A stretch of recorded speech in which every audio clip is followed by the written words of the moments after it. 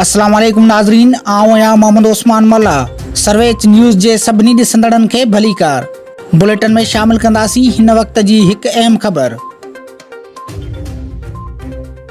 तालका अस्पताल सकरन जे वडेरे ऐं बदमस्त MS doctor इम्तियाज़ अली चांडियो पारां सीनियर सहाफ़ी असगर अली लाखो जे माउ जो इलाज न थियण ऐं दवाऊं न हुजण जो सवाल पुछण ते सहाफ़ी मथां ॾमरजी पियो। सहाफ़ी सां सख़्त बदकलामी ऐं बदतमीज़ी करे गारगन ते लही आयो, जॾहिं त दवाऊं ऐं ड्रिप न मिलण सबबि सहाफ़ी जी ज़ैफ़ ऐं बीमार अमड़ तड़पंदी रही। तालका अस्पताल सकरन में ड्रिप सेट समेत का बि मेडिसन मौजूद न हुजण जो सबब मालूम करण ते एमएस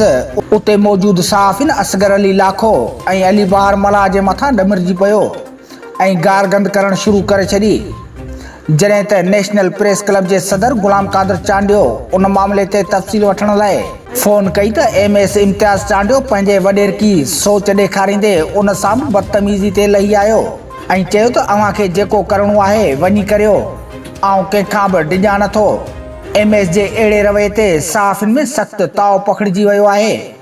जंहिंखां पोइ जिस्कम जे ज़िले ऑर्गेनाइज़र शोबान माटी, तालका अॻवान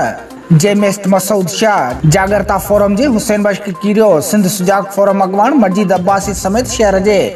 सियासी समाजी सहाफ़ी सोशल धुरिन ऐं सिविल सोसाइटी समेत ॿियनि एहतजाज कंदे बदमस्त एमएस खे हटाइण जो मुतालबो कयो आहे।